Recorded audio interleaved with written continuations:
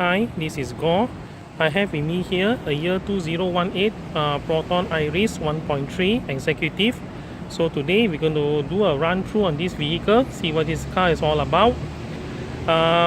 This car comes with three variants: the 1.3 standard edition, which comes with 5-speed manual transmission or CVT, and then you have the Executive 1.3 Executive, which is this car over here, and you also have the 1.6 Premier Edition, which both comes with only CVT transmission. So let's open up this car and see what is it all about. The updates on the year 201. This car was updated in year 2017.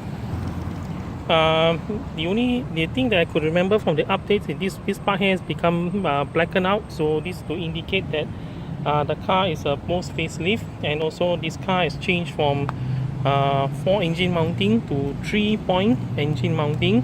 They taken from the current model of Persona. So let's open up this vehicle and see what it is all about. This car comes with a keyless entry, so hence there is a button down here to lock and unlock the car. But unfortunately, this being a SOCA vehicle, I'm not given the key fob, so I unlock and lock this car by using the mobile phone app. So what I believe is this button is used to lock and unlock your vehicle. Okay, so the engine compartment can be opened by this lever down here. So pull this one to release the engine compartment. The hood. So let me just pause the video to raise up the hood. Okay, the bar just now was rested down here. So this bar actually is up here, and then you just take it up and slot it in there. So you have your brake fluid down here. You have your ABS motor, and then this is a washer fluid. And if you go a little bit deeper down here, this is your radiator spare tank, your battery compartment, your additional fuse box. And then this car utilizes Campro, Proton's own Campro engine, which is an inline 4 16 valve dual overhead camshaft engine. Offhand, I cannot remember what was the code for this. What was the model code for this engine itself, but this is Proton's own development engine.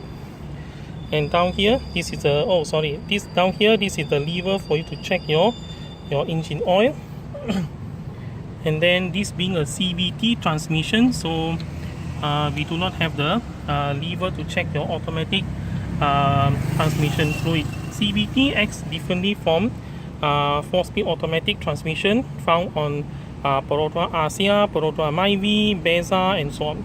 I'll explain this when I get into the vehicle. Okay, so let's have a look at the inside of the vehicle after this. So I'll just pause the video so that I can close the hood. Okay, this car comes with projector headlamp. So that's the projector headlamp. This one I believe is a high beam. Okay, and then the turn signal is here. This one I believe is the your position lamp, and you have the lamp, and being the Executive Edition, so there is a fog lamp down here. I think this is a H8 or H7 power. I can't quite I need to look at the user manual to have a look at it. Okay, so let's go back to the inside of the vehicle. On the door trim, you have a lock handle. Then you have your mirror control down here, power window control, and then this button locks and unlocks your power window down here. You will see this one in the while.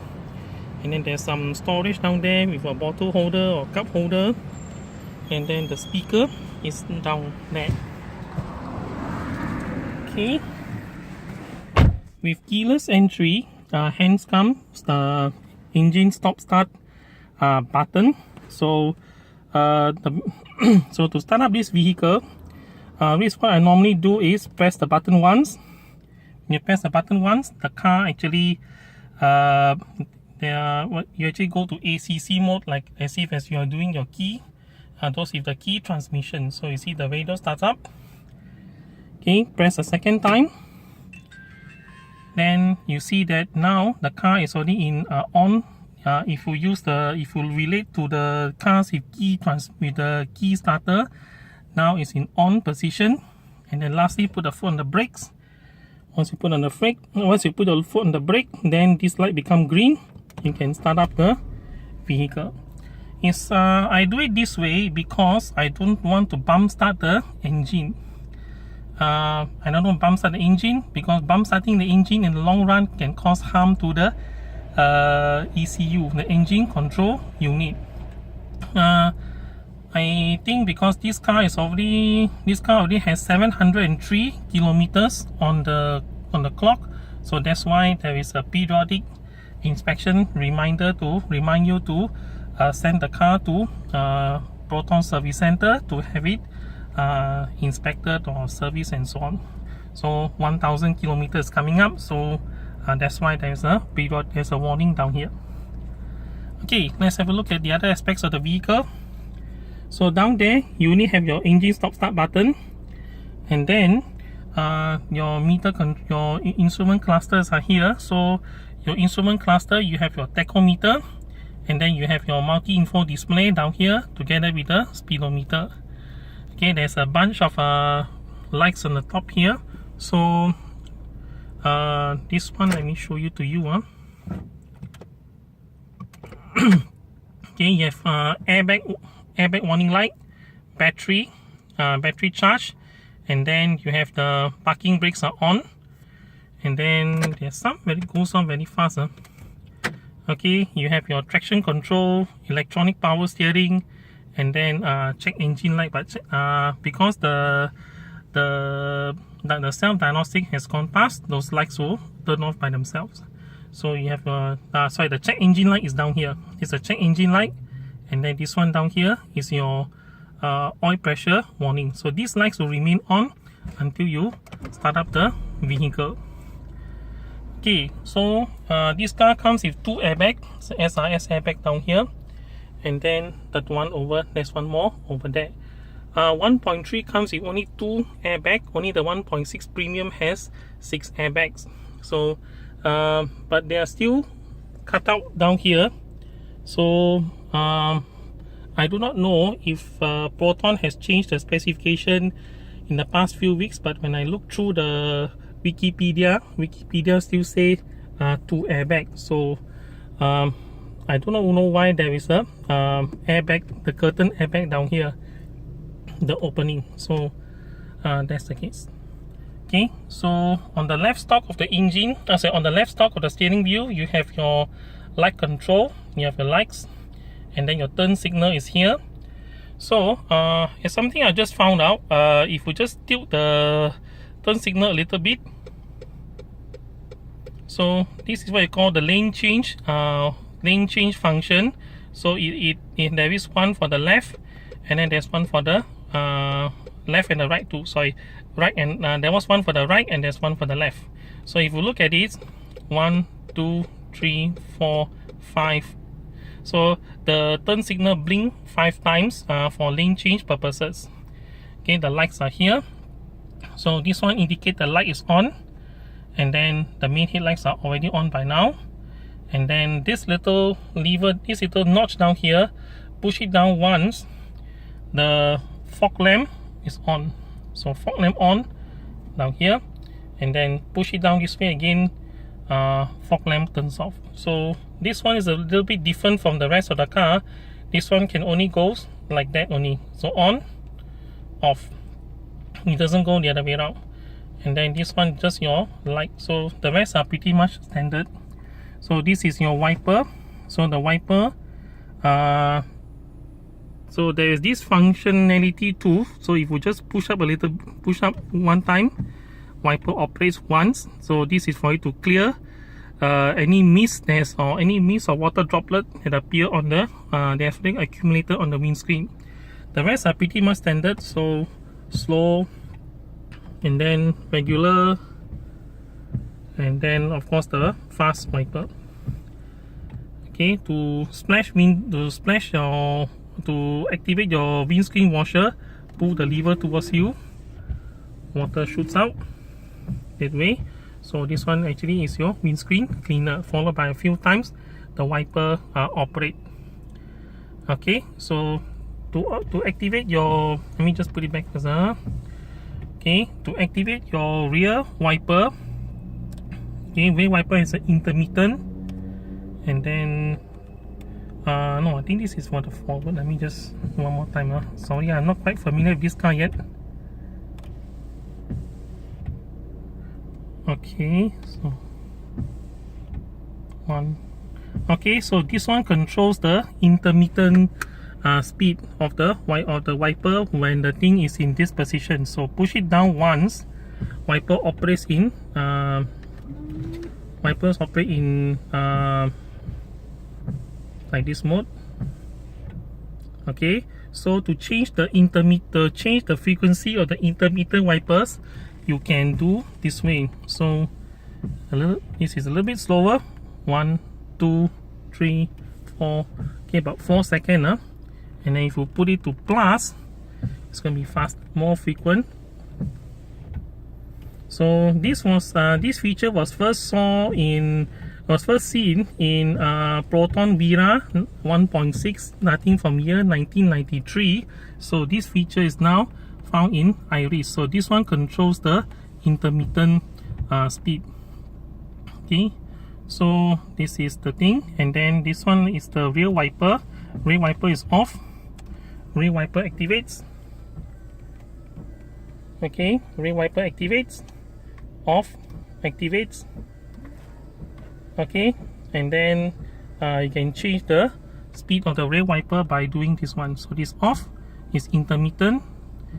This on, sorry, off, on, and then this one splash the washer fluid onto the rear wiper itself.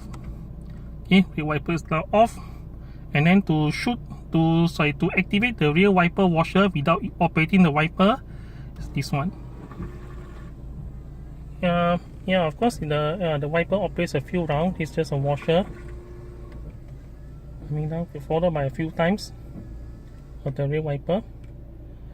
Okay, so that's the two stock down here. So just like most Proton turn signals on the left stop, and then wipers on the right hand side stop. Okay, go to here. This car fuel tank is almost full, and then you have a second row, which is the thermometer. Thermometer is here, and then you still have the periodic inspection warning light. This one is this whole thing is a multi-info display. You can change the display of this section by pressing this button over here called info. So so this is the default. When you start up the vehicle, this is the thing. Then push it once, you show you average fuel consumption, so an average speed that I have run, so 27 kilometers per hour, and then 8.9 liters for 100 kilometer travel. Okay, push it one more time. This one says that I have got 500 kilometers to go before I run out of fuel. Push it up again. This one here says that okay, this I believe this 5 hours, that means this car has been driven for 5 hours already. So maybe it's from the previous renter. I took this car about 1 hour ago, so probably the rest of the renter actually have done it, have used it. Okay, then you have the first month, or I only have 297 kilometers to go before this car needs to be serviced. So I think this is why the periodic service warning light is on. See if I can, I can't seem to turn it off. Okay, this is meter illumination control. So press the info button, hold it down. Okay, when the thing is blinking, you can adjust by pressing the info button to cycle through minimum to maximum brightness. So this car does come with illumination control. Okay, so after this is trip A. We have trip A, trip B, and trip C. So all of them can be set by selecting the trip that you want, and then press the info button, hold it down, and then it will reset the trip A setting. So trip A has already been set to 0, so you can start counting your trip from here. Okay, then trip B, you also have trip C down here. The average fuel consumption and also the how many liters per 100 kilometer travel can be reset by pushing down the info button and hold it down. Then it will reset like this, and you need to travel at least about a few kilometers, maybe 5-6 kilometers before this you get any reading from there. I think it's because of the periodic because of this periodic inspection. So this display, when I let it go a bit, it will always come back to periodic inspection. Okay, so go to the middle. You have the blower down here, the main blower, and then this button here locks the door. There's no lever on the door, so you depend on this button to lock and unlock the vehicle. So when you lock the vehicle, the light lights up, indicate that the door has already been locked. Okay, and this one here activates your what do you call it, your hazard light. And then now this button here activates and deactivates your traction control. So apparently nothing has been activated anywhere, so pressing on it also have no effect. So I think Soka probably has disabled this button. I think they have disabled this button down here. And you go down a little bit, you have three dials down here, which I think if I just take a photo of it, then everybody will know, oh, this one take from Iriz. So this is the classic Iriz kind of a knob down here. This knob actually sets your different mode of your air conditioning. Main blower is this one down here, these two, the side. Okay, and then you have this one is now set to main blower. This one changed to floor and main blower. So change to floor only. And then this one here, the front demister. The front demister is down there on the dashboard over there. And then the floor blower also activates. And then the last one is just the front demister only. And then we turn back here. I put it back down here because I want the blower on the main blower itself. So push this one down here. This one activates the rear demister. It's a bit hard to see the light. There's no indication that the light thing is on. I think yeah, I can't tell. There's no light warning. I don't even know whether the demister is on because there's no light to show. And then this one here controls your fan speed. This is off, on, and then you have until 4. So main blower blows, main blower off. This one here sets between recirculation and fresh air. So press this one down here, then the button goes off, is fresh air. Pressing this one again, is go to recirculation. This one down here controls your temperature. Okay, let's turn on the aircon. Okay, when you turn on the aircon, this one controls the temperature. So if you bring it more to this side, it's coldest, and then you go down here, not so cold. So as you go this way, the temperature become cooler and cooler. This button here activates and deactivates the air condition. So if I push it off this way, you can still hear the blower still blows, but air conditioning has gone off. Then if you activate it, okay, I can hear the compressor coming on, so it activates the what they call it. It activates the air condition. So this is the button for air condition on, air condition off, and then pressing again comes back on. Down there you have some small storage space. Okay, and there is a USB port down there. Let me just shift the gear out of the way. So that's the USB port together with the auxiliary port for the radio itself. So this port is for the player, and then down there there is a socket outlet like this. Okay, it's the power outlet. Then this one comes your CVT gear shift lever. Okay, so the CVT gear shift lever. So this is the case down here. You have parking, you have reverse, neutral, drive, and low gear. I cannot find the SAT gear button down here. On some Proton car, there is a SAT. SAT stands for Step Automatic Transmission, meaning that you see, CVT is a form of CVT to the layman is a form of automatic transmission. Yeah, it drives, it changes gear and so on. Unfortunately, that's not quite true. CVT doesn't really work like a standard 4-speed automatic transmission. CVT runs on a drive belt that drives your wheels. So from the way how it's being built, CVT have an unlimited number of gearing ratios itself. So it's unlike a 4-speed automatic transmission where you have a certain speed, the car will use certain gear, and then when it goes faster, it will change its gear. So you can hear the automatic transmission changing. So some people they feel more comfortable if they hear the car changing gear. So the SAT button is to simulate a 6-speed automatic transmission on this CVT. Yes. So on 1.3 Proton Iriz, this one don't have. So the only thing down here is there's a shift lock release button.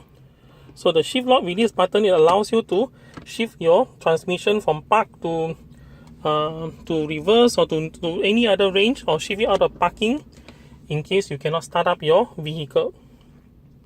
Okay, regarding this shift lock, there is a cover and there is a lever down here.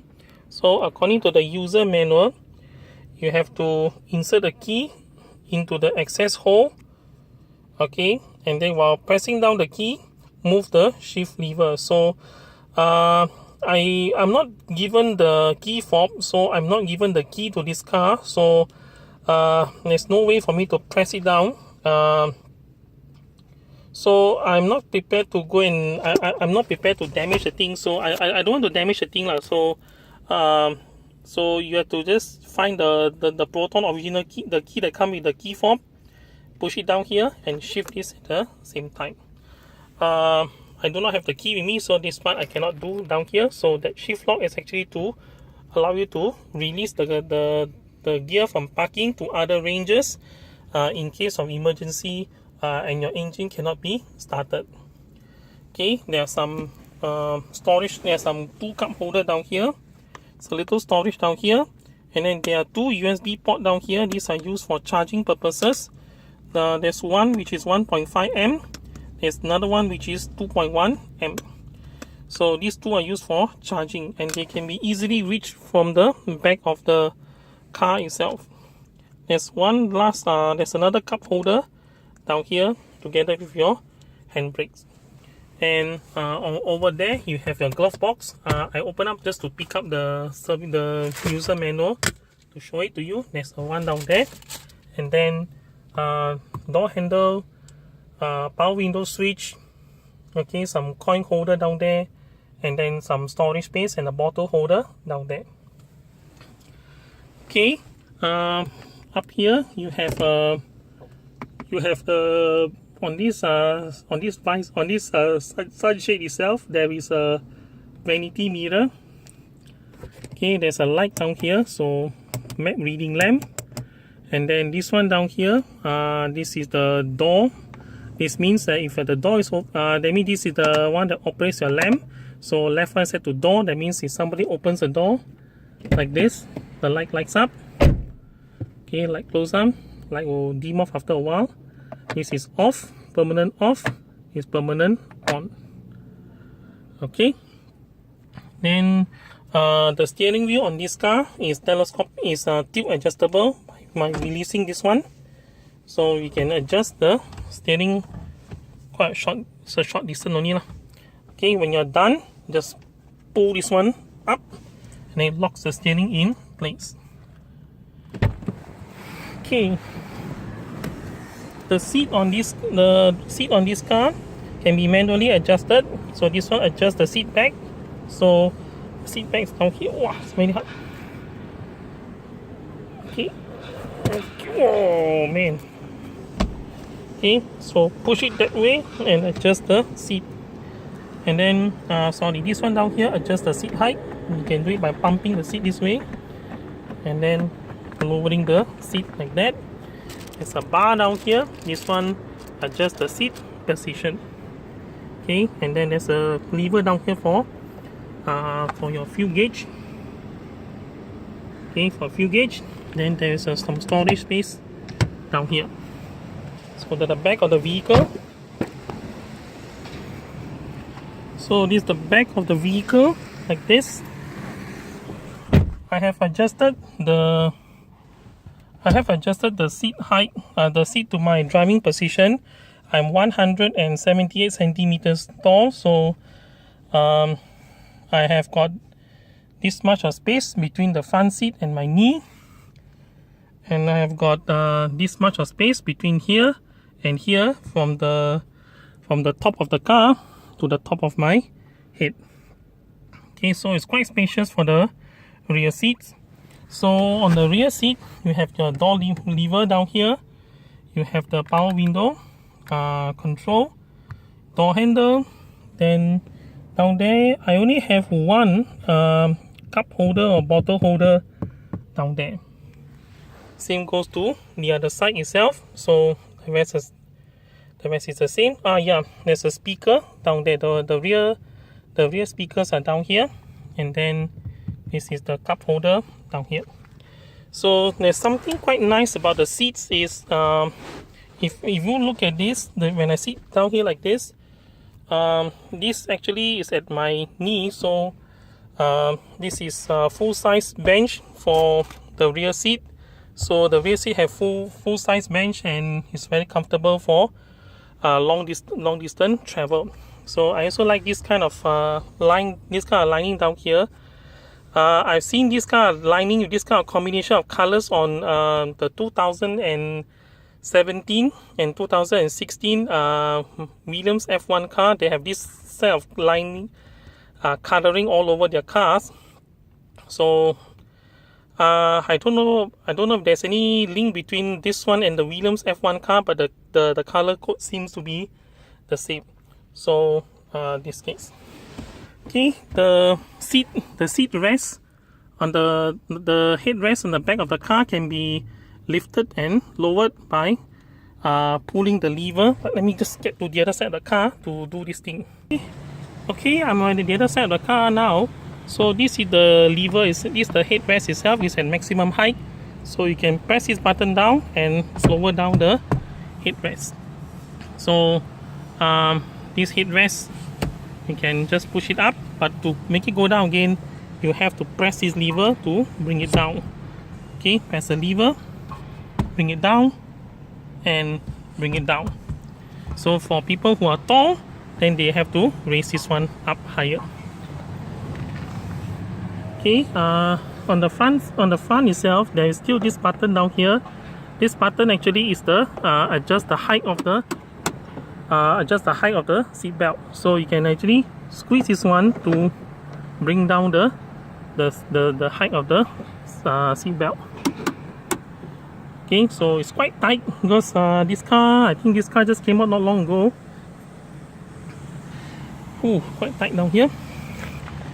Okay, the rear seat belts are quite similar, just like normal, very regular seat belt. So put it down, and then let me get rid of this first. Okay, so just put it down this way and then engage. So normal seat belt. Okay, now there are 4 buckles on the back seat. Just remove this one. Okay, there are 4 buckles on here. 1, 2, 3, 4. So this one with the word press. This one is for the side. This one is for the middle passenger. Let me show you how the middle seat belt works. Let me get to the other side of the car. I think I'll do from this side. The other side of the car is quite dangerous because it's facing main traffic. Okay, up here there is this is where the third seat belt is. So there are 2 buckles like this. They are stored on the thing above. So this is the big buckle. This is a smaller buckle. So pull them both down. the small buckle goes into this this buckle down here. So small one go here, and then this bigger one will go to center. You see there's one that says CENTER, center. So center go to center. So the third seat belt is actually like that. So actually coming from the top, go all the way down here and here, but not much space down here. Maybe because there's no passenger seating, so you see that it's very small like that. To stow it away, just press this one to release, and then this one is a bit easier compared to those on Myvis and RCR. So this one actually has a button down here, so press the red button to release. Oop, it goes up. Okay, it will seem that this buckle has already automatic stow itself up there. So this one, just lift it up. There is a hole in here, so slot this into the hole and it stays down there. So this one actually slot in, this one actually goes into that hole up there. Okay, so it's already stowed, and that's it. The seat, the rear seat on this car can be folded down, so press this button, fold the seat down, but make sure that the headrest is in, otherwise it may bump into this part here. The seat belt had to be careful, because when you fold up the seat, don't get the seat belt caught into this hole down here. So the seat actually folds down like that, as to the other side.